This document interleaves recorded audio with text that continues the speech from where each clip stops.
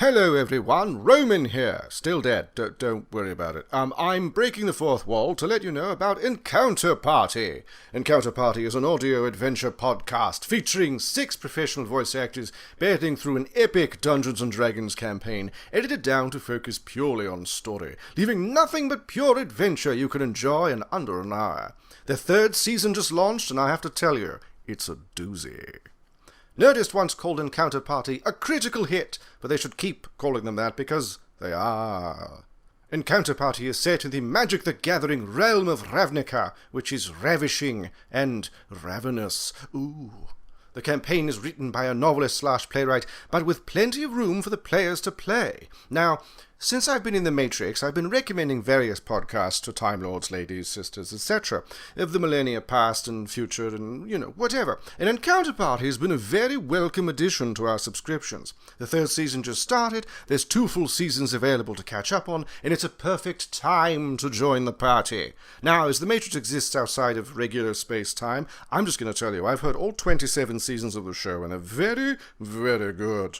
Now, if you're a fan of fantasy epics and better voice acting than what I'm doing right now, you simply must check out Encounter Party wherever you listen to podcasts. And for more party favors, check out EncounterParty.com. Now, back to the deadly atemporal hellscape that is the Matrix. I'm sure you in 2020 have no idea what that's like.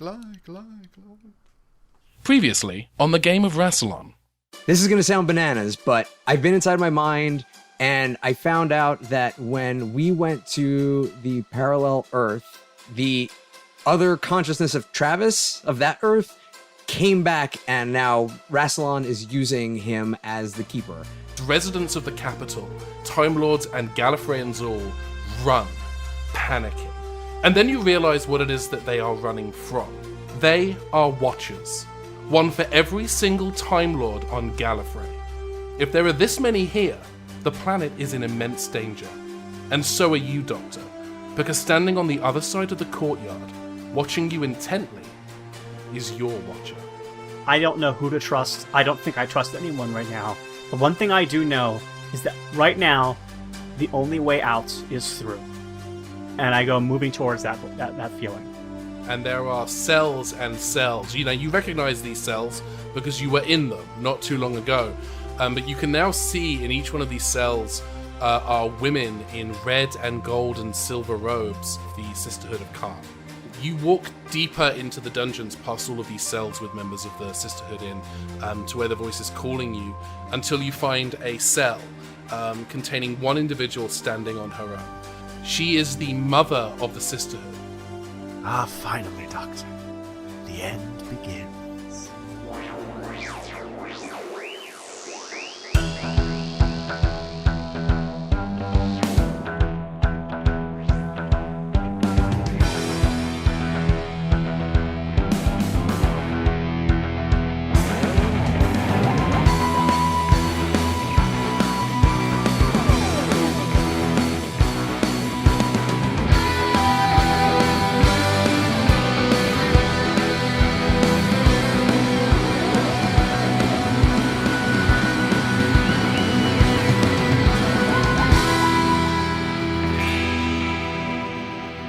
Alright, let's pick up where we left off.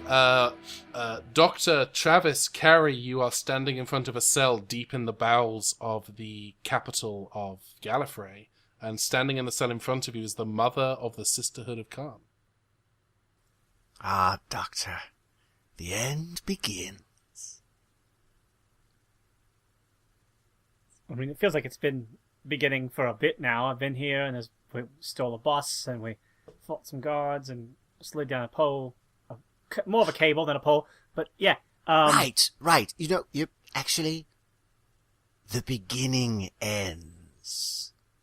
No, it's not as good. It's all right. You know what? The moment's gone. How do I get you out No, of the there? moment's in it's a different thing. Anyway, Doctor, we've been trapped in the cells for what feels like an eternity. Oh, they tricked. It was like a couple of minutes. Did they do that to you?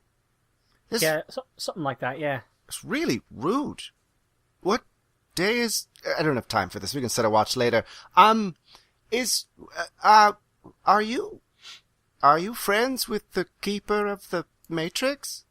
What's this about? I don't know. It's a whole thing. I'm trying to figure it out. According to him, there's two of him, and one's from this universe and one's from another universe. He called this universe Prime. Isn't that rude? Anyway. Such a man. For real. Now, I don't know who to trust. I don't know if I can even trust you. Maybe you're from Universe Prime too. I don't know. But I'm from here. I'm standing right here.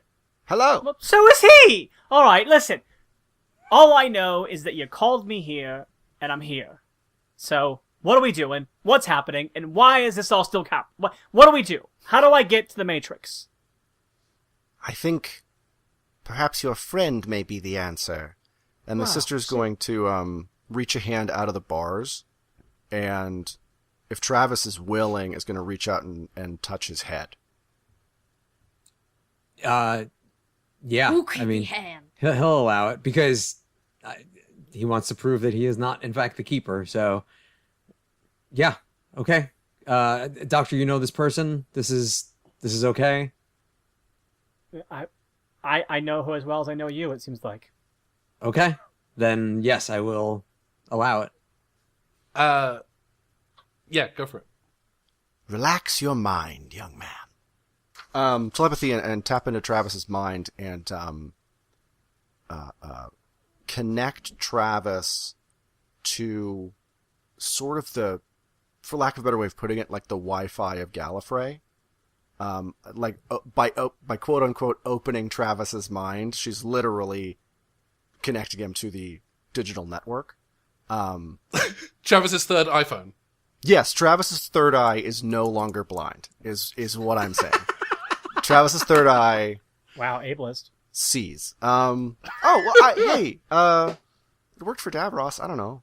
Absolutely. So the mother of the sisterhood has reached out to you using her Vulcan mind meld and connected. No, shut up, mother. And has it's not your turn. And has connected you to the Wi-Fi of Gallifrey, the Wi-Fi of Rassilon, if you will.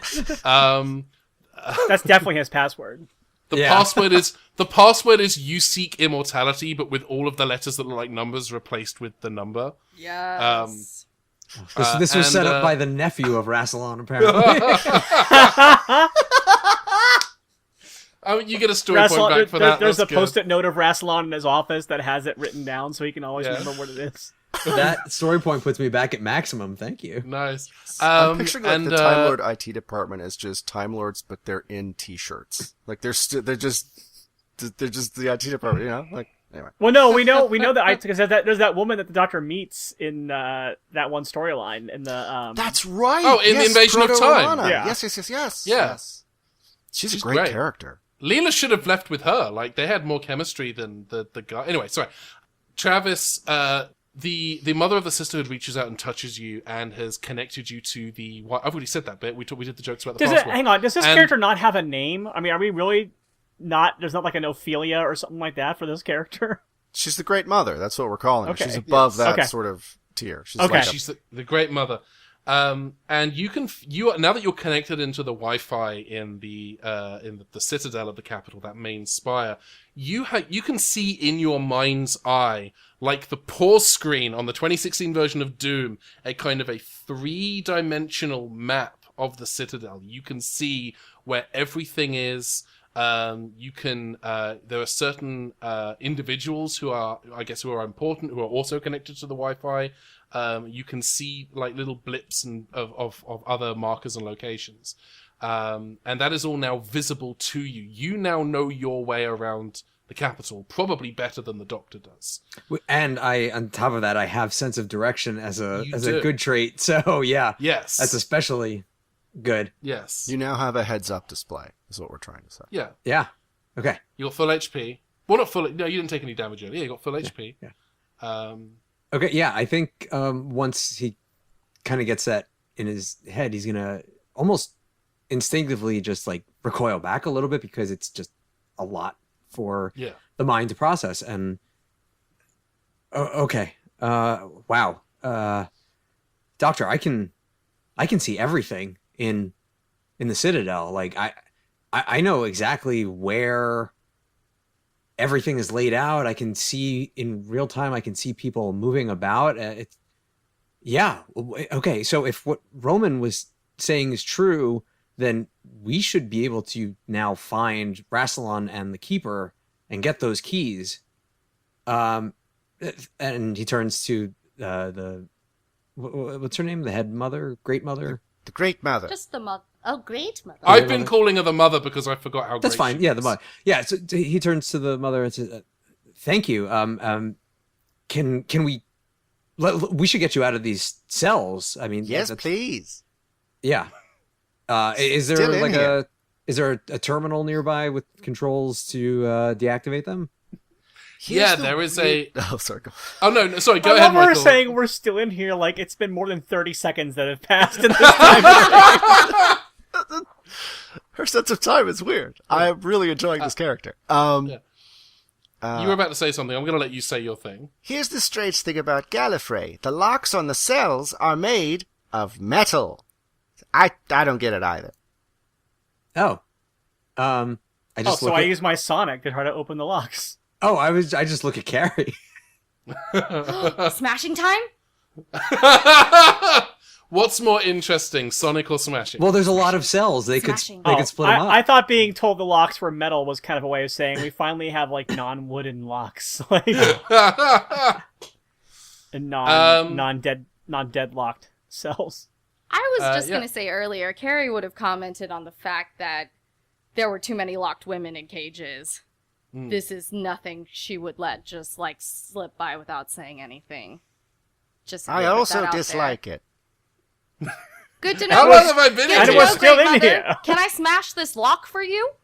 Yes, please. Oh, let me stand back. Ooh, That do I is- have to ooh, roll that's for a that? very Can I nice roll for tire Yeah. iron. Look at that Oh, thing. Go thank ahead. you. Look Yeah, on the go side. ahead It and- says Rassilon. I don't know what that means. He brands everything. It's so weird. He? It's a he? Rassilon? Yeah, he's actually- he bet he writes his name on his underwear. Carrie, he's kind of the BBEG of this situation. Big, bad, evil guy. Got it. Yeah. Got it. Okay, so if you want to try to smash the lock on the Great Mother's cell, give me coordination and strength. 10. That total? Yes. Any buffs for the tire iron? Tire iron? Yeah, I'm going to give you a +4 for the tire iron, so that takes up to 14. 14. I would say 14. You definitely wang up the keyhole. Some sparks come out of it, but it does not open. God dang it. All right, now I try to use the Sonic to transmit an unlock signal. Yeah, I'm going to let you just do that because why not? I At this love point- I love the Yeah. visual effect of it, of like Carrie just like going like hog wild with the tire iron, and the Doctor looking at her, and then it's going like this, and then all the locks open. Yeah. Actually, that's great storytelling. Yeah, the locks for every cell fizzle open and the cell doors slide open. Carrie definitely makes an audible groan sound because she's disappointed in the fact that she can't smash her way out of the situation. Look, one kneecap gets her very far, okay? Her PA life is not this nice. All right, here's what I think we need to do. I think Travis and Carrie, I think we need to get you some of the uniforms of the Chancellery Guard, and I am going to get one of the Sisterhood of Karn's outfits, and we're going to pull a Chewbacca. Yes, Great. we are! Oh. We knocked out 2 guards just the other room. We can go. We'll just do that. Yeah, Yeah. get their uniforms. Yeah, we'll just grab them, change. What do we do Alright. about all the sisters? Are they gonna just do their own thing? They're all is- free now. This Chewbacca, is he a great warrior? Yes, Yes. he is. The He's a Wookiee greatest. from Kashyyyk, the greatest pilot in the world. Honestly, the Falcon really belongs to him. Han Solo just thinks he owns it, and he's also a very brave and loyal person. He will put his life on the line for you. you hear the Doctor mutter, Harrison Dole is a better pilot. Is he with you? Is he like around the corner or something? No, it's me. It's a legend. Yeah. Oh, okay. I'll have to show you Star Wars later. There was a war. Oh, you know what? There's always wars in the stars. What am I talking about? We should. You're on Gallifrey. Yeah, I mean, you know, I just. We're I live literally in the desert middle and of a Star War right now. Great We Mother. we star wipe to Travis and Carrie putting on the Chancellery Guard uniforms. Actually, I think when they go there, like, they strip off the uniforms from the guards, and then Travis like goes to take his shirt off, and they gets like super embarrassed, and then he like turns around. It's like, oh yeah, I was just technically on a date with this person not that long ago. This might be weird, and so it's like, I'll go around the corner to give you some privacy. I'm fine. I was just gonna put the clothes on my clothes right now. Oh yeah, let's just do that. Yeah. Yeah, Travis is already like down to his MeUndies and. And Carrie's like, "What are you doing?" Yeah, what are you? I'm already. I like that I'm you good just to gave go. MeUndies a free sponsorship moment, even though they're not a sponsor. We're gonna They keep can though plugging if they until would like someone pays to. us. Yeah, I was like, if they would like to sponsor us, I don't think anybody on this cast would say no. We'll definitely wear those Star Wars MeUndies they got. Yeah. Uh-huh. So yes, the Doctor is now dressed as a member of the Sisterhood of Khan. Travis and Carrie are dressed as Chancellery Guards, complete with their helmets. Carrie will be definitely still carrying that tire iron. Doctor definitely still has her powers though. Excellent. Yes. Yeah, Travis? any equipment that I had, I have transferred over to my new outfit. Cool. Fanny pack too. Is the Great Mother staying with the group for the time being? What's happening? I think the Great Mother is going to sort of gesture to the sisters, and they'll all gather around the Doctor and her companions, and sort of raise their hands in like a blessing. And she'll be like, "Doctor, we bless this sacred quest of yours, our fellow sister. Do great. We're going to cause a bunch of distractions and just mess stuff up generally all over the place to keep everybody else busy. Does that sound good?" Amazing. Yes, if you can get to my TARDIS, you'll be safe in there. Well, I'm not sure if your TARDIS is on this world, but I can check, actually. Oh, okay, that's good. If you can find out where it is, that would be a really good task you could do when you're done with task A. Please Travis feed my cat. Sister Furiosa, find her TARDIS. Ben, your hand was raised. Go ahead. Yes. The blessing from the Sisterhood of Khan gives all three of you an additional story point. Oh, thank you. I'm at max, so that's fine. So you just Yay! now you're max +1. I'm at my regular. Travis checks his mind map to give the sisters sort of like an optimal route that would be unguarded for the most part, but is also sort of leading them to an area that maybe they think that they want to cause a diversion in. Okay. Yeah, I'm happy for you to share that information. Please follow the unoccupied route to your diversion. Please go this way. This way, everyone. It's like Encounter at Farpoint. Please follow the flashing lights. Yeah. And then I think the right guards. And then while he's checking the map, I think he's going to sort of concentrate and try to pinpoint where Rassilon and the Keeper are, whether they're together or not. Okay, so Rassilon, his signal is coming from the very peak of the Citadel in kind of Rassilon's throne room, his chamber, the very, very top of the spire. The Keeper, his signal is coming from the Matrix, from the chamber that you were in previously. Okay. It's coming from the Matrix itself. Mm-hmm. Okay. Well, So I think- relay that to the Doctor and Carrie. Okay. I think that we need to get the Keeper's key first. I think that Rassilon's going to be a bit of a tougher target. Will we be able to get into the Matrix without the keys? Well, you need the keys to use the actual system, but we need the keys first. Okay. So then we should go back the way we came. Well, actually, no, we can't climb that thing. I checked my brain to find a way back. Yeah, there's an elevator not far from here that will take you back up to that floor. Yeah, I assume there was like a turbolift or something kind of thing. All right. Yes, I think we head back. But I'm being marched in front of them as if I'm a prisoner, and they're taking me to a cell. Okay. It's perfect for the Chewbacca of it all because we're coming up in the elevator. Hello? Yes. I think when we're in the elevator, Travis like gives like a little bit of like an elbow nudge and like a like to carry Yeah, on what's I've happening. I've got my hood up over my face a little bit so you can immediately see it's my face. Yeah. And Carrie's like, I got it, Travis. Calm down. I know we could have a second where we enjoy it. I mean, all right, Travis, that's fine. this is a very serious situation right now. So you step into this glass elevator and press the key to take you up to the level with the matrix on it again. And this glass elevator is surrounded predominantly by rock.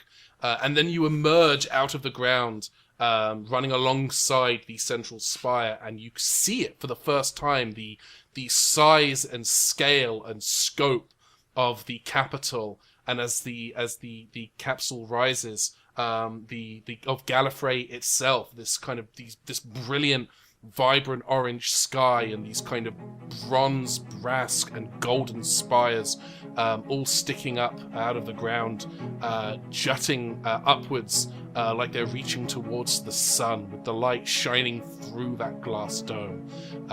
And this is the first time that Carrie has seen this world at all. This is the first time that Travis has seen it from this position.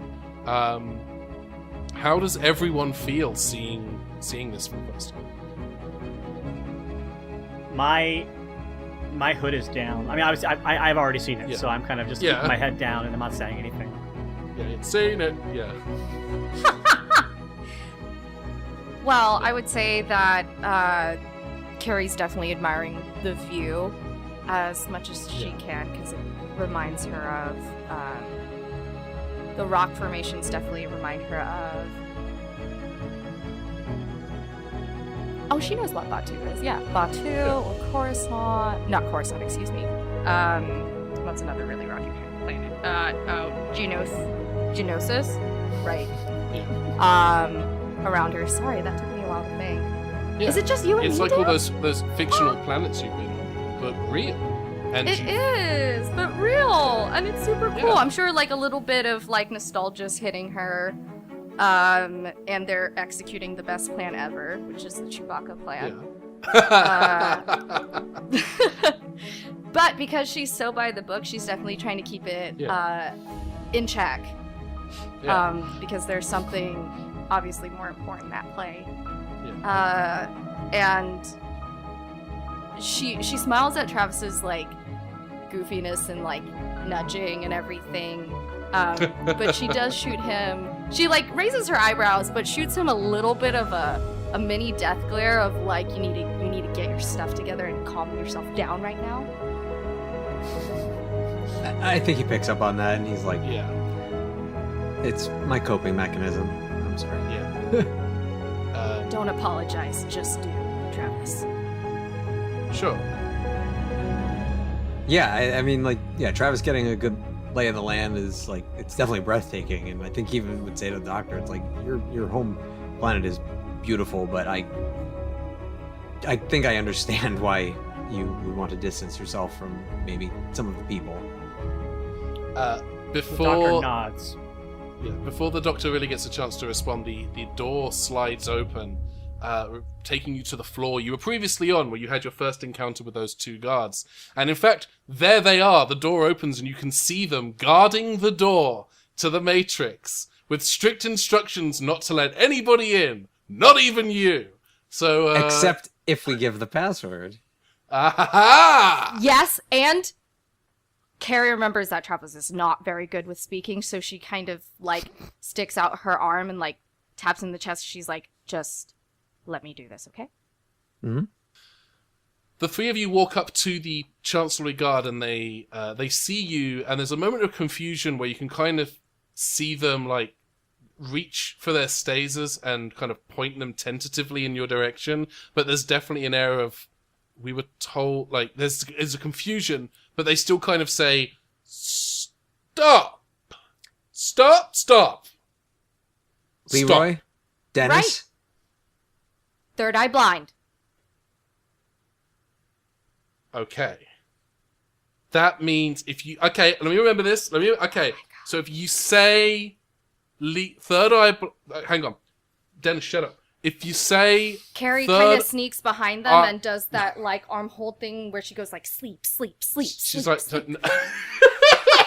Are you legitimately doing that? Yeah, I will roll for that. All right, I will well, roll yeah. for that. She does not have time for this right now. All right.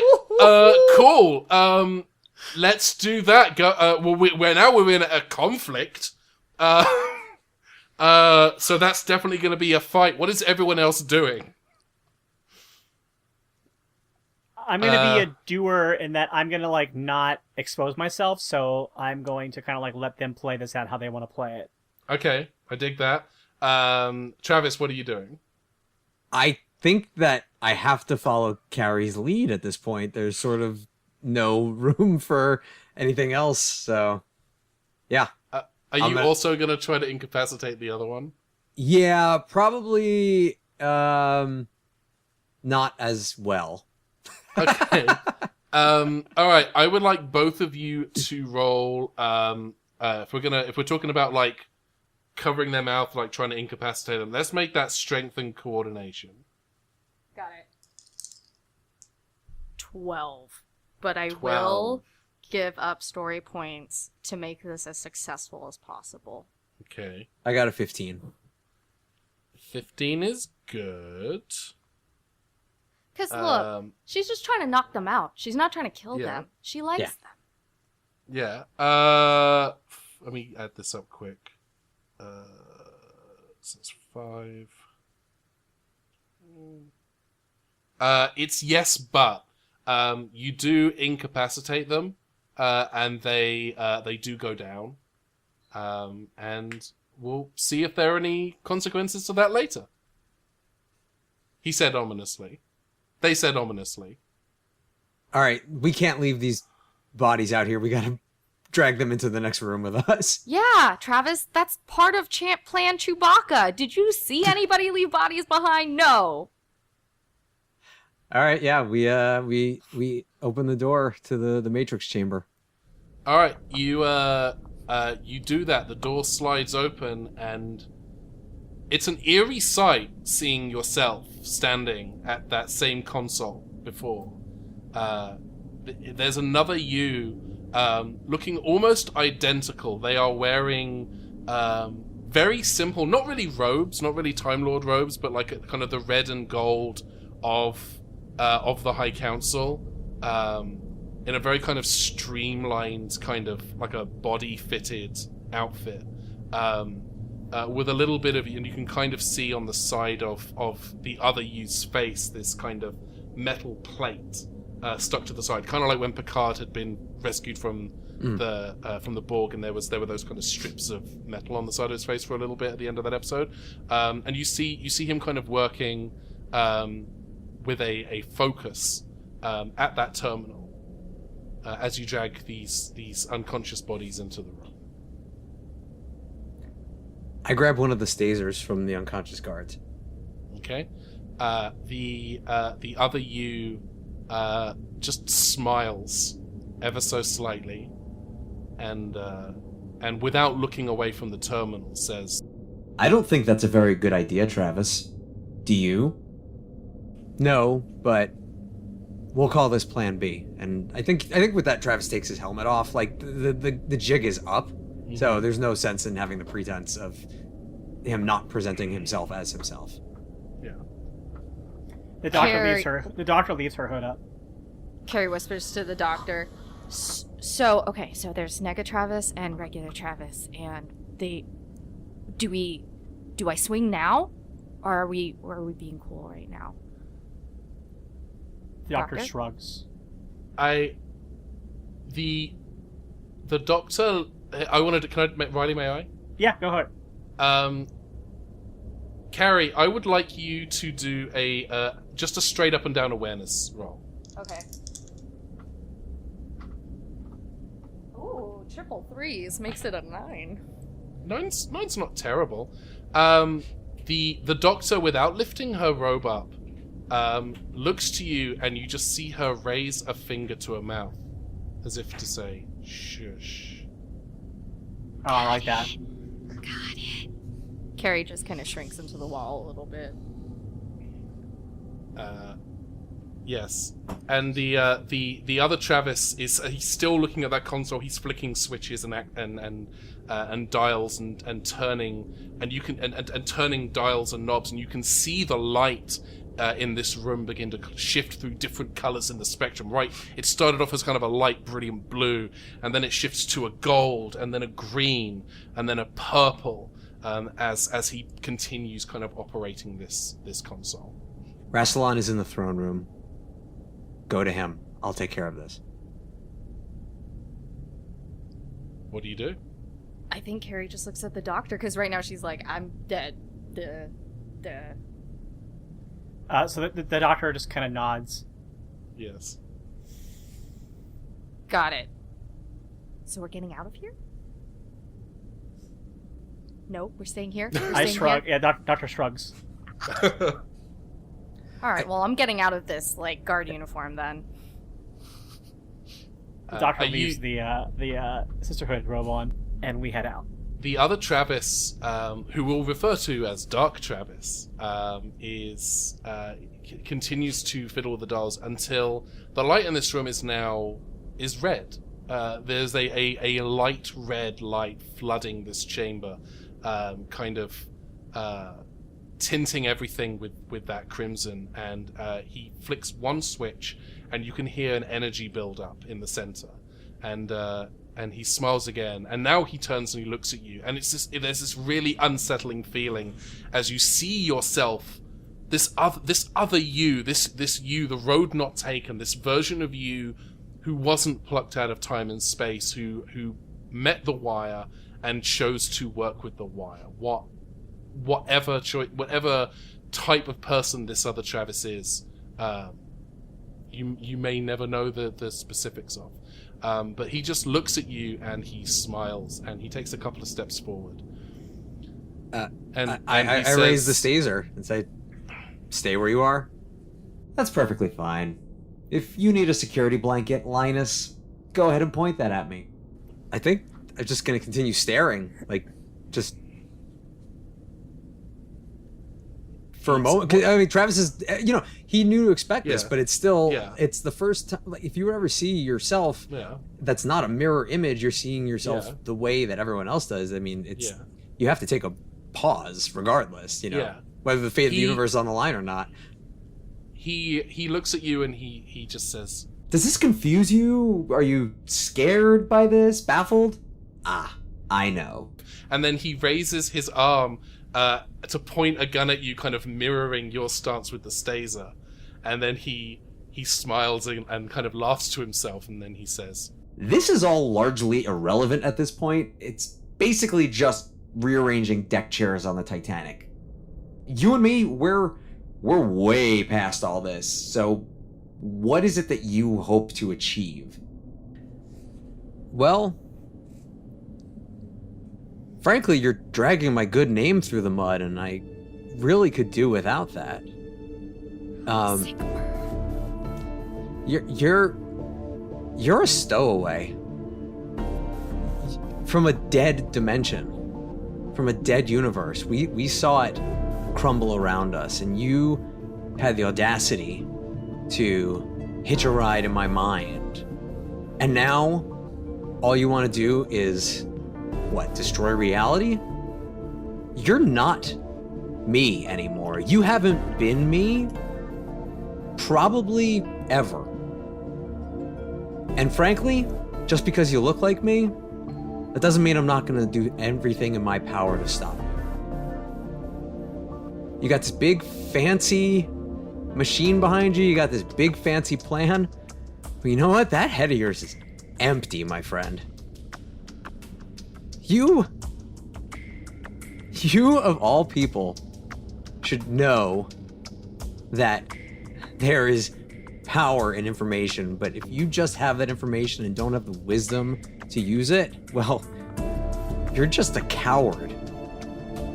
You're just a scared little boy looking for meaning, and when he couldn't find it, lashed out on the world. Now, granted, the Wire took advantage of you, but there was still a part of you that was Travis, and you forgot that with great power comes great responsibility. So, I never forgot that, and There is no way in this universe or any other parallel or alternate universe that I will let you get away with any of this. And I fire at the machine. Oh, you fire the staser at the machine, and it does not hit. There is a barrier between you and, in fact, the other Travis. It hits this kind of red energy field that seems to absorb the blast, and the other Travis, the Dark Travis, just kind of looks at you and says, "Did you think I wouldn't have thought of that? You're holding a gun. What do you think I would do if our situation were reversed? You think I didn't consider this?" "Oh, no, I knew exactly that you would protect yourself. I just needed to learn how." Carrie and the Doctor, you are heading back towards, I guess, to the elevator. Mm-hmm. That would be right? Okay. Yeah, so we'll cut to you in the glass elevator, ascending the spire, heading up towards the top floor. And you're in the elevator. As it zips up the side of the spire, and you're in the elevator. You're just in the elevator right now. What's up? Do you think Travis is going to be okay, Doctor? Doctor nods. You're awfully quiet right now. You doing okay? She makes a shush noise with her finger. Got it. Up, I'm guessing. Thumbs up. Got it. So the elevator dings and the door opens into this kind of grand throne room. And you get the impression there would normally... It's a fairly sizable room, and you get the impression that maybe there'd be a lot of members of the Chancellery Guard, or maybe other members of the High Council in this space, like maybe courting audience with the Emperor King Rassilon. But instead, there's just a single throne in the middle of the room, and Rassilon is kind of not really sitting on it, but kind of like leaning with his legs kind of dangling over the side as he peels an orange. What? I feel like Carrie would look around and be a little confused. He's peeling an orange on a throne? And I don't know who he is, right? I don't recognize him. Yeah, you've not met this person. You've not met this person at all. I would imagine that Riley, I would imagine that you have you would recognize this person. Yeah. Yeah. So yeah, you just see this person in kind of very regal robes. This kind of old man. There's a metal gauntlet on the floor, kind of down within an arm's reach. Mm-hmm. And he's just with kind of 6 munching crystals. Oh, sorry, no. Never mind. What? Thanos? Beyonce? And yeah, he peels this orange and then he looks over to the elevator door and he says, "Oh, you're here. I don't actually know who you. There's a sisterhood, and I don't know who you. Who are you?" Well, the real question is, who are you? We don't know who you are either. Oh, you know what? That's a good point. There really isn't much need to learn your names. You won't be around long enough for me to bother remembering them. I am Rassilon. I am the God Emperor of the Time Lords. Soon to be pretty much everything. Soon to be, as they say, it. Orange? Carrie rolls her eyes while he's saying a lot of his very short speech. She's grateful it's short. She thought she was going to monologue her to death. Rassilon responds to your rolling your eyes by rolling an orange across the floor. He pulls an orange out of a sack that's behind of the throne and just rolls it across and says, help yourself, please. Do enjoy. It might be the last thing you eat for quite some time. Would your friend from the Sisterhood of Khan, would she like an orange? Carrie stops the orange with her foot. No, I think she's okay. But my friend this carjack that I have right here is a little suspicious of you. That sounds highly unlikely. Carjacks aren't sentient on Gallifrey. Was that a? Did the doctor actually laugh at that? Right? No, that was Riley. That was Riley laughing. I think when you raise the thing up like you're going to attack with it, the sister puts her hand out and puts it down to like direct your hand, like relax. Got it. And then, so Rassilon doesn't suspect this is the doctor at all. No. Okay. I keep playing the scene out because I can't start my game yet. I don't know. Okay. Yeah. No, this is. Yeah. Rassilon says, "Are you sure I have plenty of oranges here? They're a delicacy from Sol 3, and they're quite. You're human, right? That's your home world. So we could you probably never had or seen an orange. I hear that they're quite the rarity." Yeah, I don't know who you got your information from, buddy, but oranges are a dime a dozen in California. I'm good right now. I'll ask again in 15 minutes.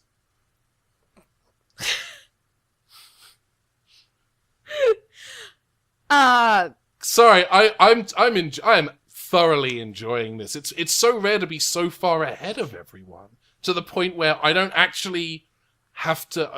You have never. I don't have to do any of that bluster. I don't have to say we must accelerate to the final. I don't have to do any of that. I can just sit here and eat my oranges from Sol 3, and just wait. It's pretty great. Well, since would you like a chair? There's plenty of chairs around. No, I'm good right here with the orange beneath my foot. Since you seem so talkative, what is the great plan? Oh, great time, King, Lord. Oh, and the sneering is definitely Carrie. She's pulling on her best General Organa that she can. I may not have to do things like, declare that we're in the final phase, or that we must accelerate our progress, or yell things like "resistance is useless" or "get those fools." I might not have to do any of that. But if you think I'm stupid enough to monologue my plan, there's just no call for it. Are you sure you wouldn't like an orange? Yeah. I don't feel like that. No, I'm good. I can't help but notice that your friend is being dangerously quiet. Why don't you lift that hood and we'll see who you really are? Well, you should know her tongue's cut out. That's why she's so silent. She can't speak anyways, so you're just wasting your time. It turns and cocks my head to you. And then I just Carrie flicks her eyes at like she looks at the doctor through the corner of her eyes, like, just go with it. Just don't say anything. Just go with it. Michael, did you have a thought? Yeah, I think the doctor's going to step forward.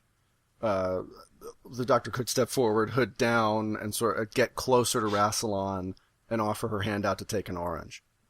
Okay, yeah, I do that. And does Rassilon give the doctor an orange? Rassilon points to the bag, like as if, would you like? Yeah, like a gimme and then, hand. Yeah. The hooded figure whispers, "Do you know where we are?" Rassilon says, "We're in my..." As he kind of slowly reaches out with an orange, he says, "We're in my throne room at the end of days?" ? That's a win. Do you know where we are? In my throne room? On Gallifrey. Yes. I'm not entirely sure. Do you want 2 oranges? Is this an intimidation ploy? Do you know what the doctor does on Gallifrey? My experience is she runs away. How does she do that? Rassilon looks with absolute confusion. Like, what is happening? What are you doing? And then the sister pulls down her hood, and Carrie realizes this is not the doctor, and this is actually one of the sisters that she saw from the cells downstairs, and that's who went upstairs with her and Travis, and they left the doctor behind. And suddenly, the doctor's hand reaches out and grabs Rassilon's hands from the side, and the doctor says, "I steal TARDISes." And she grabs Rassilon and she pulls him into a TARDIS that she has stolen and has landed secretly behind him. And she says, "And I even left off the parking brake." And she pulls him into this. One of the chairs around his throne room has been a TARDIS this whole time. I love 800% of this. I am going to ask you to spend some story Of points course for the you are. TARDIS. And I'm Yeah. going to have to ask you to spend 5 for the TARDIS. Absolutely. I'm All going right. to do it. Alright, yeah, so you've stolen a TARDIS and you've taken Rassilon. Oh, I haven't stolen a TARDIS. Go on. So I go running into one, and I'm kind of imagining, because Rassilon doesn't come easily, right? I would imagine, yeah, there's going to be a struggle. Okay. Which we'll come to in a moment. Okay. Unless you so want that let's- now. No, I think we should. I think we need to play. Okay. This is going to be tough, because okay, what I have in mind I think is amazing, but I think it might get really laborious with rolling it every time. We can do a roll and have that kind of carry through, Okay. depending on what you want to do. What's like a good roll for like a general kind of pursuit and evasion kind of scene? Alright, so let's do it as a strength contest. So that's going to be strength and... we'll call it strength and fighting. We'll do it as a contest for strength and fighting. I got a 14 on that. I got an 11. You win that particular Okay. contest. Then I would also like to ask to make, I don't want to say what it is yet, but I want to make a sleight of hand, like what would be like a sleight of hand check. So I don't know, subterfuge and what? That's definitely going to be coordination and subterfuge. Okay. And can I add in my quick reflexes? I'm going to let you do that on this occasion, Okay. yeah. Cool. Okay, that's a 15. Okay, that does it. You pull Rassilon off of his throne and start dragging him towards the TARDIS. He knocks over the bag of oranges as he goes, spilling spherical fruit across the throne room. He tries to reach for the gauntlet at the base of the throne. It's just out of reach, he can't get it. And then he starts tugging and trying to pull away, and eventually he gets loose from your grip and starts scrambling and running away from what he perceives to be your TARDIS. And when he runs smack into the Doctor again, and she has emerged from yet another TARDIS in the room. And the struggle begins anew, and they have essentially the same kind of thing. And he keeps running from her, but every single time he gets away from her, he finds her again. And that's when he realizes that she has used the time that she's had to set up this. This is part of this plan that she's had lifetimes to think about at this point. She has set up, it's not the Doctor's TARDIS, it is TARDISes that have been stolen from the bay in Gallifrey, essentially, and she has set herself up there. So whenever he escapes, she knows to position herself, a future version of herself. So, like, this might be like an hour of her time setting this up, but Carrie sees it all happening, like, instantaneously. Benny Hill style, where the Right. Doctor is chasing Rassilon in and out of these doors in this elaborate chase scene. And what Carrie realizes is that the gauntlet that has been kicked towards her, because she was close enough to get the oranges, so the Doctor kind of kicked the gauntlet a little bit towards Carrie. And that's how this has played out so far, until finally the Doctor gets him into a TARDIS. And I think that's the end of what I can say happens with my roll. But Okay. Yeah. All right. Let's continue that thread a little bit. yeah, I think from here yeah. on out, I think that's the end of where my Yeah. story point can get me. Yeah. And this is where we are now. You are inside the TARDIS that you have stolen. It's a very kind of vintage retro look, white walls, roundels, a very old school, sleek TARDIS console. And Rassilon kind of struggles free What are you doing inside this TARDIS? I'm trying to fly him away from Gallifrey and his source of power. He shouts, You're an idiot! Do you know what you're doing? No, I'm the Doctor. I never know. Do you not realize the Perfector has been activated? I don't know what that means. I guess I have to explain everything. The Perfector is my final design, Doctor. The Perfector will convert all of reality into energy that can be consumed by me, sustaining me in perpetuity as the last life form in the known universe. If I'm not on that throne when it powers up, do you know what happens? What's that? Nothing! That sounded more dramatic in my head. Let me clarify. Nothing, and nothing will continue to happen. There will be nothing. There will have been nothing. There is nothing. Something needs to be there to absorb all that energy, and without it, the universe will simply stop. Now, do you want to put me Rassilon, back on my throne or not? do you know what you just did? I have a horrible feeling you're about to tell me. You just monologued your whole plan. Well, that's because I thought I wasn't good. You know what? Shut up!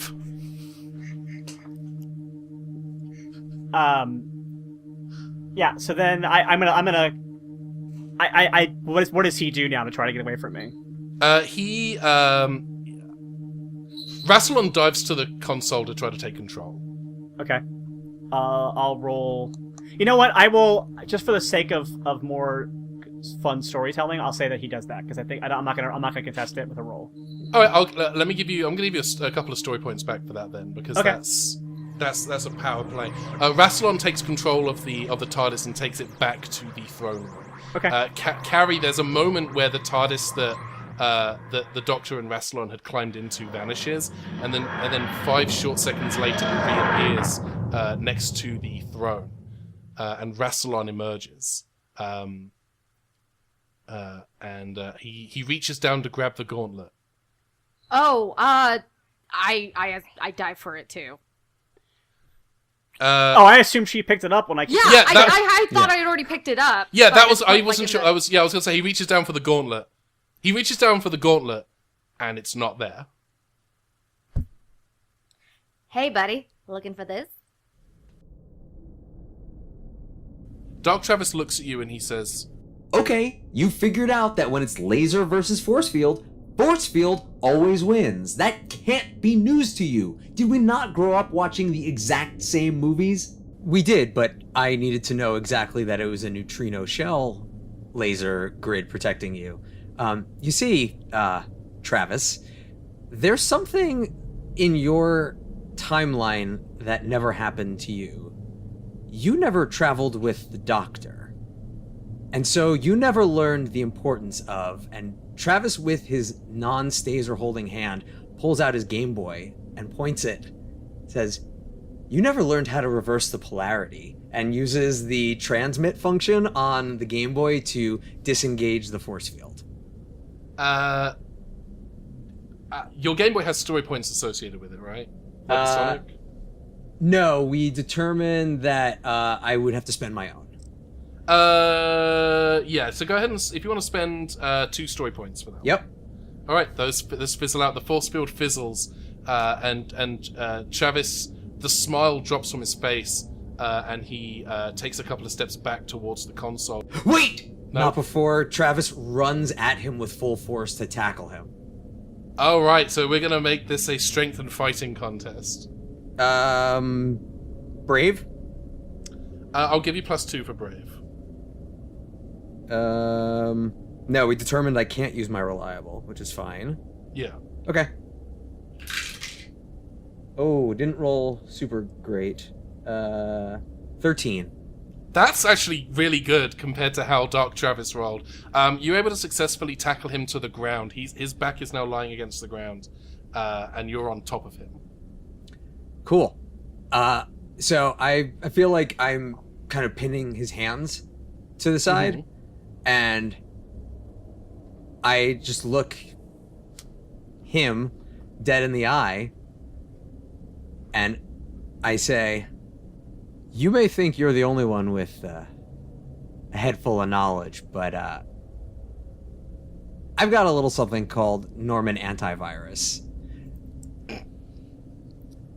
And I'm connected to this whole planet. So using the Gallifrey Wi-Fi that Travis is now in tune to, I want to broadcast my good friend Clippy, aka Norman, aka the disk defrag that's inside his brain, and I want to basically treat Dark Travis's mind as if it were a hostile virus, and I want to destroy him." Oh my word. Okay, I need to know how many story points you currently have. I have 8. This is going to cost you 8 story points. Okay. To obliterate him with Norman. Like, I don't want to kill him. I want to basically wipe out all of anything that was technology, anything that makes him more than just an ordinary Travis human. Okay, yeah, this is definitely going to be... That's still going to be 8 story points. Yep. I want to throw over now to Michael for a description of what this process of de-augmenting Dark Travis looks like.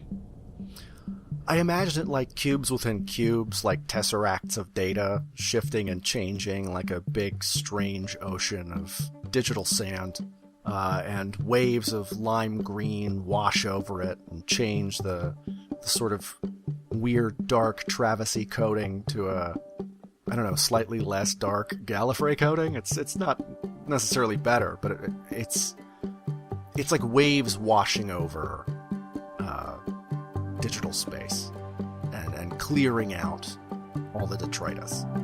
I like this very, very much.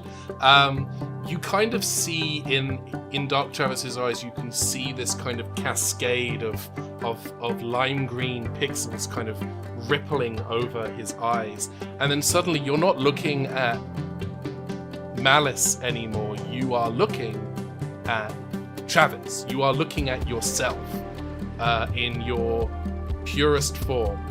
No digital augmentations, no wire manipulation. And he looks at you and he just kind of, his face drops and he says, "Oh my god, did I?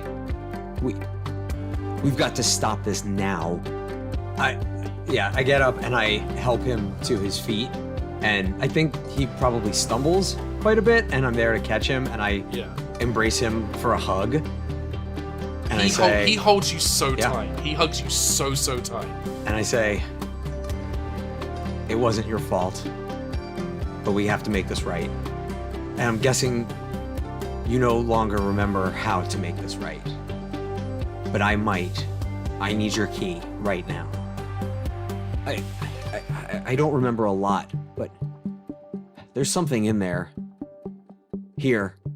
And he hands you his key, and it looks like a regular Yale key, but with the seal of Rassilon, that kind of vaguely Celtic knotted symbol of infinity on the end. And he hands you the key, and he says, "I was trying to think of something fun and clever to say here. I've been through a lot, okay? You really are me, aren't you?" I want to say it's been a long day, but it's been a lot longer than that. It's been 1 week. Since you looked at me... All right. I think this is the first time Travis has heard his joke from the outside and kind of rolls his eyes and goes, "Is that what I sound like?" And he looks at you and says, "Is that what am I that judgmental? Okay, wow, I need to reevaluate some things. A lot of things. I've done some messed up stuff in the past couple of days." Okay, so Travis still has the Game Boy, so he's going to broadcast a message to the doctor saying, got the key, but then wants to take a look at the console in front of him because is it the Matrix or is it the thing that's linked to Rassilon's plan? The best answer to that question is yes. Okay. And we will cut back to the throne room. Carrie, you are standing wearing Rassilon's gauntlet. Rassilon is kind of looking at you with, like, absolute panic and says, you do not know how to wield that. So I would suggest, very carefully, handing it back. I lean out of the TARDIS that I'm in, and I go, she's a production assistant. She knows how to do everything. She's a production assistant. Oh, God, no! And he kind of falls back into the throne. That's right, Rassilon. I'm a PA from Los Angeles on a mega $1 million... Can't talk about it. Dang it, I have an NDA. Doesn't matter. If You have I know a how to ninth work Doctor this or not. adventure? Sorry. I might not know how to use this, but I at least know that you can't have it. So, thanks for the offer, but I'm gonna keep this. And I would say she starts heading towards where the doctor came out of, like peeked out of. And the doctor goes, no, run! And then, like, Oh, okay. she wants And you to then get away from here. She pivots and runs out.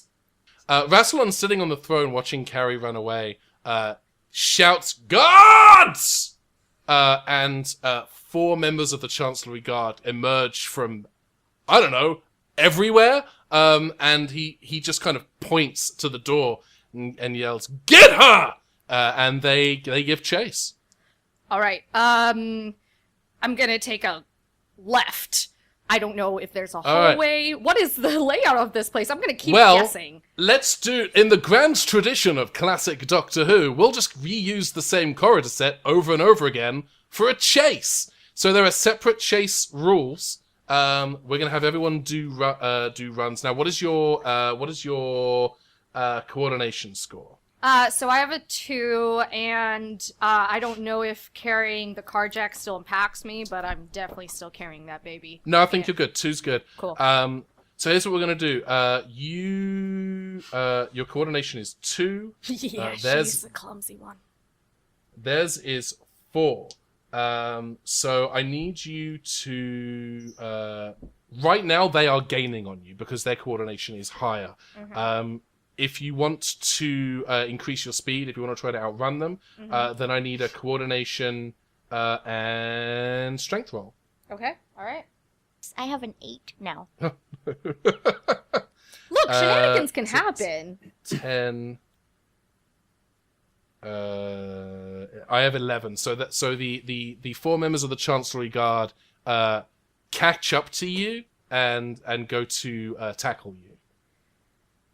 I stop in my tracks, and before they have a chance to stop me, I hold my hands up and go, stop! I'm hoping the voice of authority helps me to get them to, like, stutter stop and freeze. Give me presence plus convince with a +2 for voice of authority. Okay. We're Calvin balling things a little bit here, but that's part of the fun! That's how we do. It is how we do. It's how we've done since episode 15. 1. Ooh. 15. They stop dead in their tracks, but they have their stasers pointed at you. It's very The Fugitive right now. Have you guys ever thought that you might be fighting for the wrong team? I'm just saying this. Does he pay for your benefits? Does he care about you as individuals? I don't think so.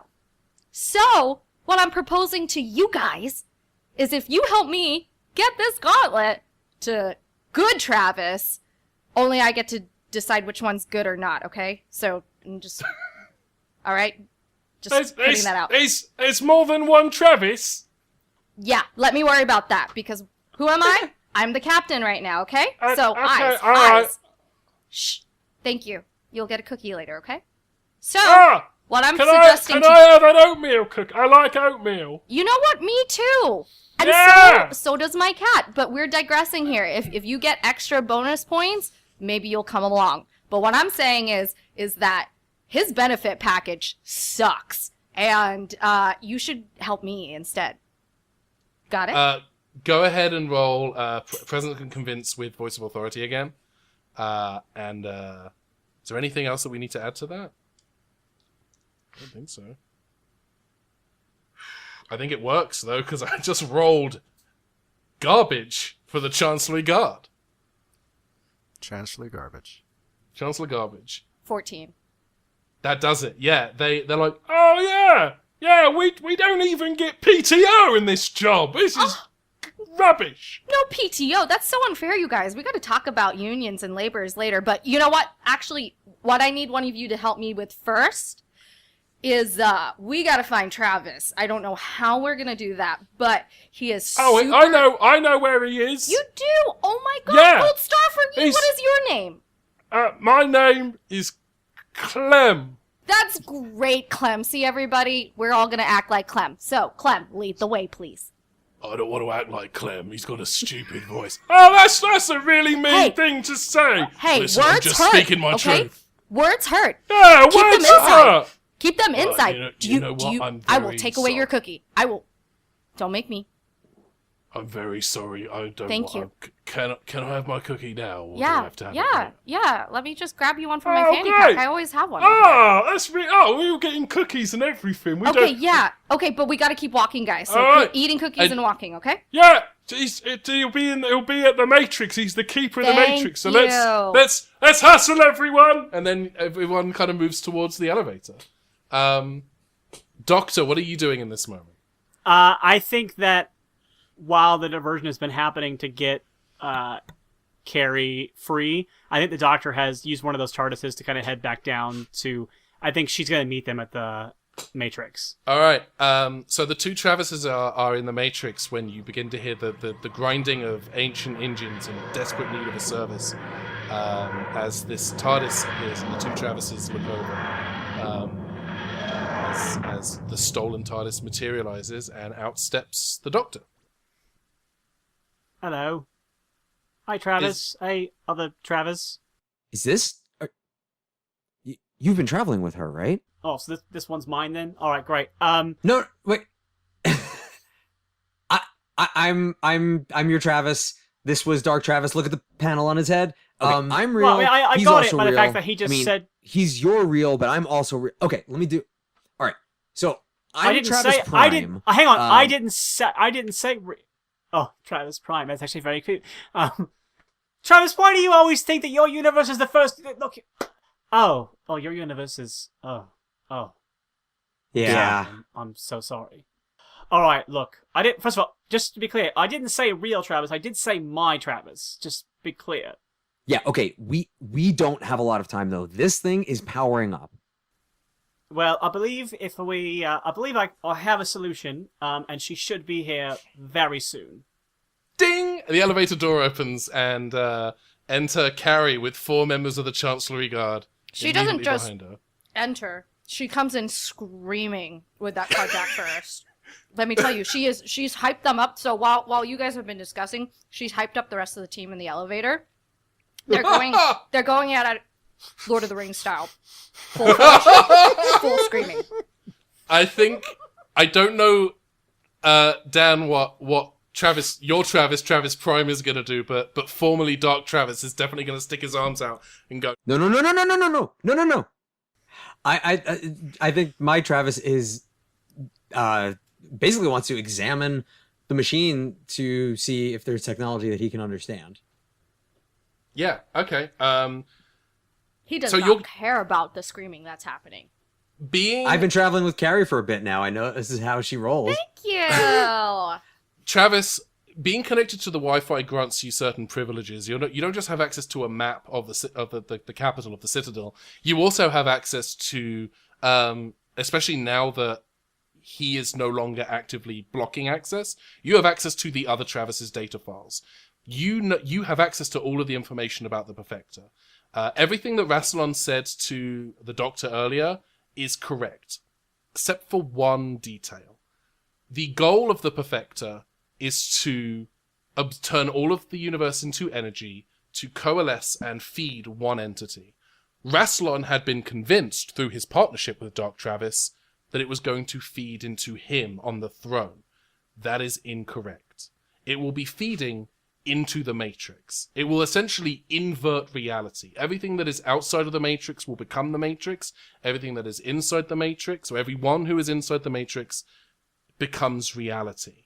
And all of the energy that becomes this external Matrix will coalesce into the Matrix. And its original goal was to feed Dark Travis, to sustain Dark Travis, and allow him, inside of this metal sphere, the ability to travel to parallel worlds and consume them. And it is powering up with no one inside right now.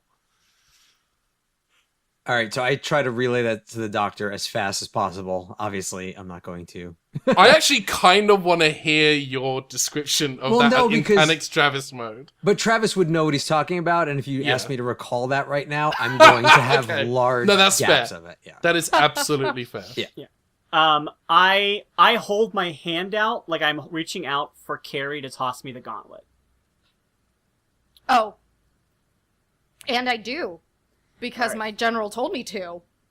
And hey, here's what we'll do. Let's do a coordination and athletics for both of you. Okay. I have a 13 if I don't add anything to it. Like 11. reflexes or anything like that. I would say with those numbers, I would say that Carrie throws it. It looks like it's going to be a little off center, but the doctor manages to catch it anyway. Okay. So I slip my hand into it, and I go and I place it on the console. And all I'm doing right now is using it as like a stopgap to kind of start absorbing some of the energy that's starting to like power up to try to like mitigate. Like I don't think this is going to solve the problem. This is just me doing this temporarily to kind of like buy us a little more time. Okay, I like that. I'm not. It's the gauntlet. I'm not going to have you spend any story points. This is a severely OP tool. Okay. And you hear it kind of power down. You hear the Matrix begin to power down as the Perfector loses power. But you also, once it powers down, you hear it kind of slowly start to power up again. And you're aware that you have bought yourself some time. Yeah. I'm wondering. I'm kind of watching the door because I've already assumed that Rassilon's going to come running in at any moment. So I'm just kind of waiting for that to happen. The doors slide open and Rassilon walks in with a determined ferocity on his face. Doctor, were you able to get his key? Hello, Rassilon. Doctor? Why don't you answer that question from my friend here? Well, I think you'll find... And he reaches into his pocket. And he ignites a power cell that I slipped into his pocket and replaced with his key! Oh! Holy! That was what that subterfuge roll was for. Yep. That you didn't tell us what... Okay, so I now need to do... Doctor, actually, I'm going to have you do this roll... to see how much damage this does. We're going to call this ingenuity and technology. Okay. Holy. Ben, I hang on. Hang on. Take a picture. Proof is in the pudding. Proof is in the pudding. I'm sending this to all of you in the Facebook Messenger right now. Good. I need to see and this I'm right now. I'm letting the audience at home know that what I am sending to the other cast of my show is a pair of double sixes. Holy! I rolled and my regular flat for that is 11, and so I just rolled I rolled 12 plus 11, so that's 23. Get it. Yes. Correct. You see Rassilon's robes go up in flame as this battery pack, as this power cell detonates in the pockets of his robes, and you see him kind of desperately patting to put the flames up, and then you see it's this kind of green plasma fire kind of going up his robes and up the side of his face as he desperately kind of pats himself to put it out, and then he collapses on the ground, and the fire dissipates, as I've decided now that plasma fires often do when exposed to Gallifrey and atmosphere, and Rassilon is laying on the ground and he is not moving. And then I pull out of my pocket the key and I shove it into Rassilon's spot, and I look at Travis. And Travis does the same with the key he recently was given. You know, a long time ago, I stole a TARDIS and I ran away from Gallifrey. That was my first face in this whatever history of mine that I've been clinging on to. I was wrong, because I thought it was enough if I ran. I thought it was enough if I stood up and I rejected this idea of staying at Gallifrey, looking out at the universe from afar. But the problem is, when you run away, you leave people behind to do all sorts of things while you're gone. And that's how this happened. That's how the Time War happened. You let people fester. That's what happens when you do dark things like locking your ancestors away in a computer to run your society. Well, we're done with that. No more. I destroyed Gallifrey once, but this is different. I am changing Gallifrey forever today, because no longer will the ghosts of Gallifrey stay here and fester. And then with my hand that's in the gauntlet, my free hand, I raise my free hand in the air, and I snap my fingers, and my TARDIS materializes in the room, and pouring out of it comes the mother of the sisters, because they have found it, because I love that image of it. And I raise the gauntlet in the air above my head, and the energy follows my hand. I will spend the rest of my story points for this, because I love this. Please, keep going, please. Okay, I raise the gauntlet over my head. The energy comes up following the gauntlet, and then I raise my hand above my head, and you see from all 5 fingers of my hand energy shoot out, and it flies into the light at the top of the police box, like the little blue light, and you see this energy, and you could actually see almost like the souls at the end of Raiders of the Lost Ark, where the souls are coming out of the Ark. And these spirits of these ancient and trapped ancestor spirits of all these, this energy of all these old Gallifreyans is pulled into my TARDIS and absorbed into it. And the viewer, if it was a TV thing, would see the Eye of Harmony of my TARDIS that we haven't seen since the 1996 TV film open up as these spirits get wrapped into it, and they become parts of the energy and the rotors of my TARDIS, and I say, from now on, when we explore the universe, they are coming with us. That is beautiful. I love that so much. The room is filled with this white, almost blue light again, as the energy is streaming out of the matrix into the lamp on the top of the TARDIS, this white light just keeps pulsating. You can see faces of Time Lords past, present, and future, because they're Time Lords. This is how the Matrix works, flooding into your TARDIS. And then that light grows more and more until it is all you can see. All you can see is this white light. Even when you close your eyes, it's like it's glowing through your eyelids. And then the 3 of you are standing in this white space. Just the 3 of you, a single Travis, the only Carrie, and our doctor. And standing in front of you, looking much as he did when you met him at Meat Base Alpha, is Roman. Hello there. Hey, Roman! What's up, my dude? Hi, how are things? Oh, do I still have my friends with me? Oh, they're not with you. It's just Okay. Team TARDIS right now. Got it. Good. I'm sure these 2 right here probably have more to say than I do, but it's good seeing you, man. The cat says hi. Oh, I love the cat.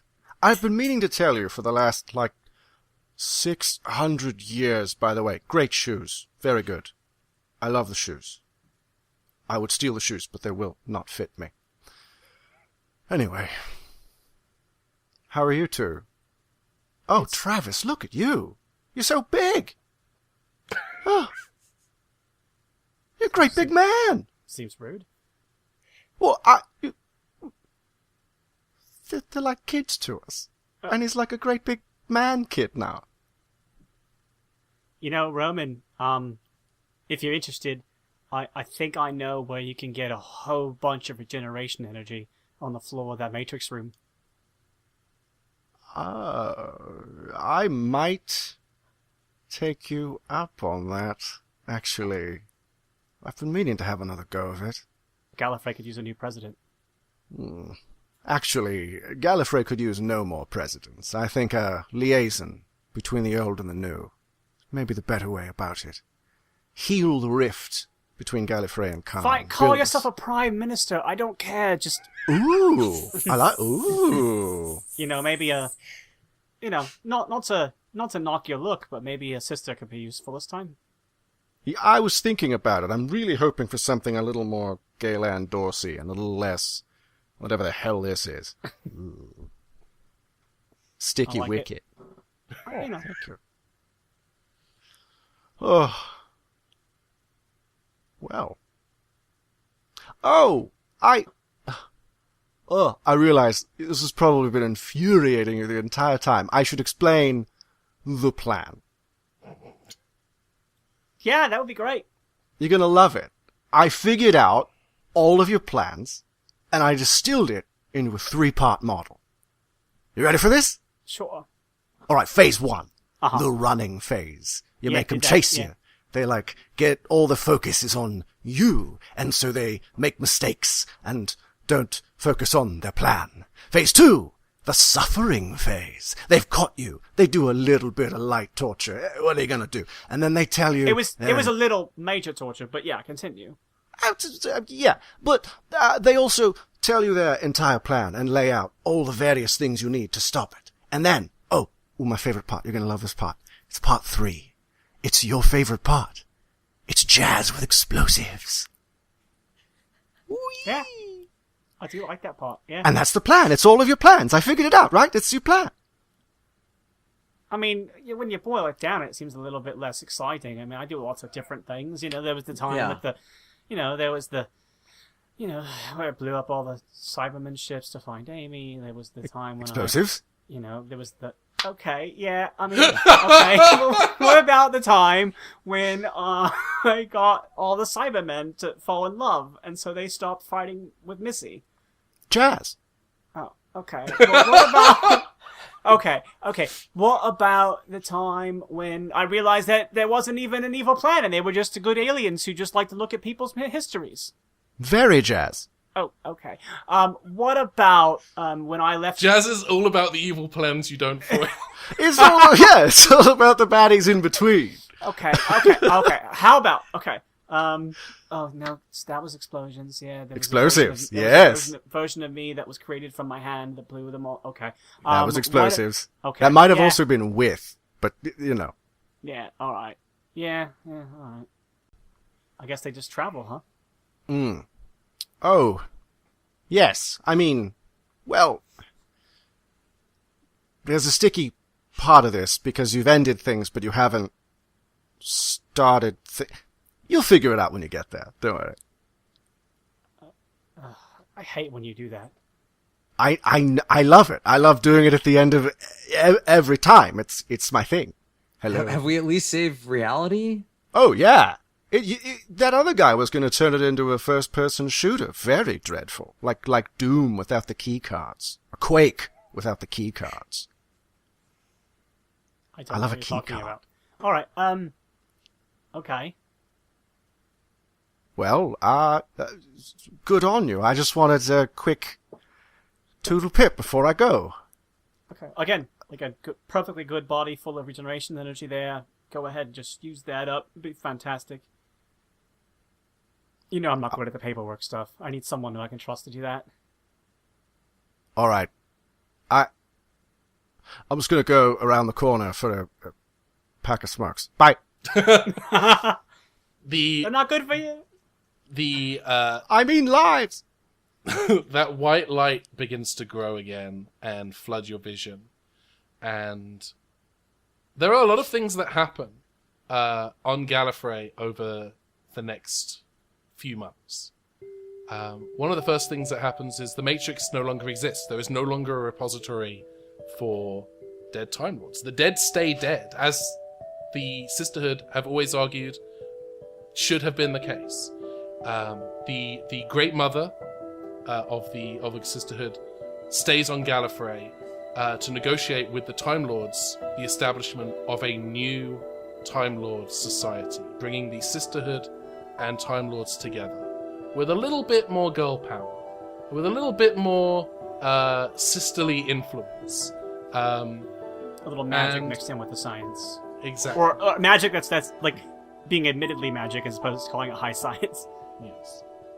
One of the things that happens is that a new president is placed in power. Well, not a president, in fact, a prime minister, with a parliament made up equally of Sisterhood and Time Lords. And I'm going to say this, non-Time Lord Gallifreyans. Non-Time Lord Gallifreyans, yes, finally getting their equal access. There's no more class divide. I mean, there's always going to be a little bit of a class divide, but they're working to kind of close that gap, to reduce the space between the haves and the have-nots. And leading the charge is a joint joint leadership of a Prime Minister, the Grandmother, and the Deputy Prime Minister, Romana. But a number of other things happen with the adjustment to Time Lord society and the adjustment to Time Lord civilization. It becomes clear that maybe a policy of strict non-interference has not been beneficial to the universe at large. And so it is decided to instate a program called the Doctorate Program, in which Time Lords will be trained to fly a TARDIS, to take on a companion, and to travel through the universe righting wrongs. Big wrongs, small wrongs, some as big as your head. There are a number of Time Lords that kind of travel out and become themselves a form of legend. Not necessarily saving galaxies, but making changes in their own way. Some, like I said, some big, some small. There is the Zookeeper, who travels throughout the universe trying to save endangered species. There is the Chef, who seeks out the rarest ingredients across the galaxies with the intention of sharing some of the most delicious meals with people who maybe don't necessarily have access to food at all. And there are many, many more. But our favourite, our very favourite, has to be the Listener.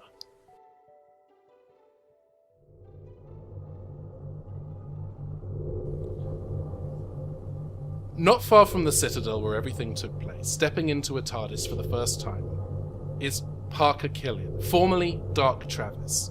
He walks around the console, looking at the controls he's just spent months and months studying and learning how to use. And he turns to his tutor, Romana, and he says, So I just find trouble? I just go out looking for trouble? and Romana smiles and says, Oh heavens no. Trouble's going to find you. Awesome. with the destruction of the Matrix, everyone's watchers simply disappeared. The great cataclysm that was going to destroy the entire planet no longer happens. But as you're returning to your TARDIS, Doctor, you turn to look at the wreckage of the Matrix, and you see your watcher standing there. I'm not ready yet. Please let me have a little more time. She looks at you, and she nods very slowly, and she disappears, leaving you with a sense that you will see her again. Inside the Doctor's TARDIS, the Doctor, our Doctor, Travis and Carrie, not long having left the capital, are spinning through the time vortex. For the first time in a long time, I don't feel like I'm running away from something, and I don't feel like I'm dealing with the randomizer. And I put my hand on the controls and I go, So is there anywhere else that you want to go? Oh, right now? Or any questions or anything? Well, the real Well, question is, are you okay? Yeah. I think so. And we kind of see, like, in the monitor, you can kind of see, looking outside the ship, occasionally little bits of spirits, like the ones we saw go into the TARDIS, kind of fly out from the TARDIS as we go. So the idea is that they're not trapped in my TARDIS forever, but as we're traveling, they're each kind of finding their own final resting place throughout the universe. I love that. That's fantastic. That is absolutely beautiful. You know what? You know what, Carrie? I think I am okay. For the first time in a long time. Well, I'm glad to hear that. The real question is do you guys have a kitchen? I ran out of cookies. Those guys really love cookies back there. How do you give out a lot of cookies? You should see the kitchen in this place. Like, are you familiar with the term open concept? Yes. Okay, because, well, this is TARDIS open concept. It's really open. Like, it's great.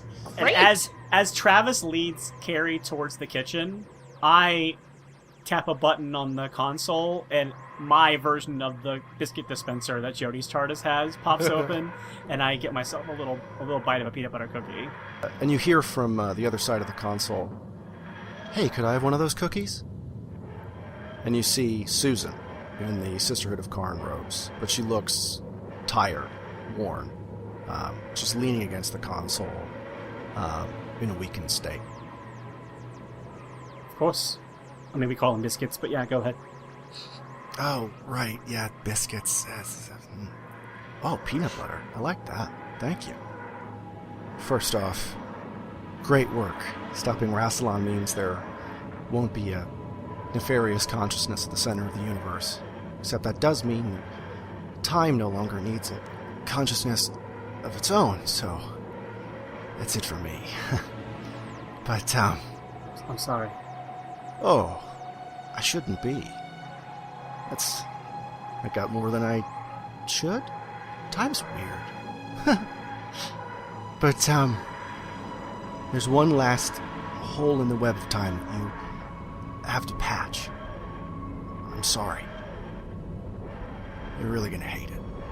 Can I ever just have a break? If you did, you wouldn't be you. I hate when you're right. I don't even know you and I hate when you're right. If it makes you feel better, that was the last time. She snaps her fingers and she vanishes, but the entire TARDIS tilts to one side and the time rotor is grinding up and down, up and down. It's been a long time since you saw it go this hard, this fast.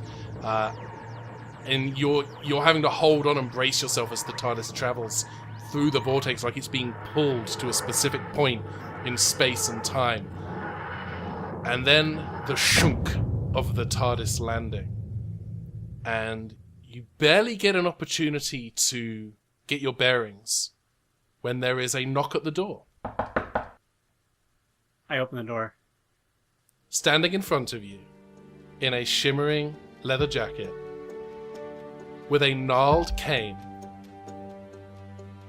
is your previous self, who says, "Hello, are you me?"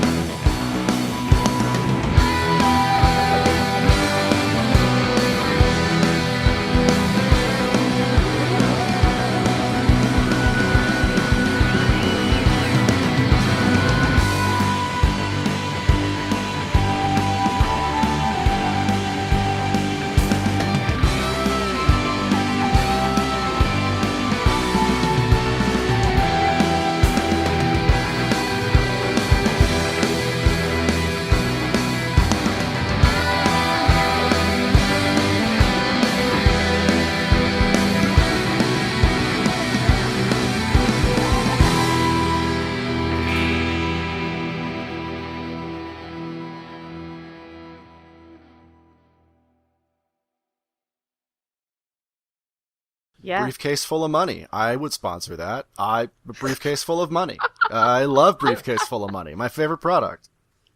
Wee. All right. This week's episode is brought to you by Briefcase Full of Money. Just it's hand a it to me. briefcase, and there's money in it. Briefcase.com and enter code Rassilon to get yours. Oh my gosh! Can you imagine when we get to that point where we're just Lord? It's a bad deal because even with the discount, a briefcase full of $5,000 is still $7,500. Yeah. Well, you gotta pay for the briefcase. You gotta pay for it. Yeah, come on. All right, It's actually so just an elaborate scheme to sell briefcases. and launder money. Have you ever wanted to have a briefcase to put your money in? Don't have money? Just have the briefcase? That's fine. Yeah, this week only, we're selling briefcases sans money. You get an extra 0.5% off because it doesn't have the money inside. It's Get it lighter now. for summer.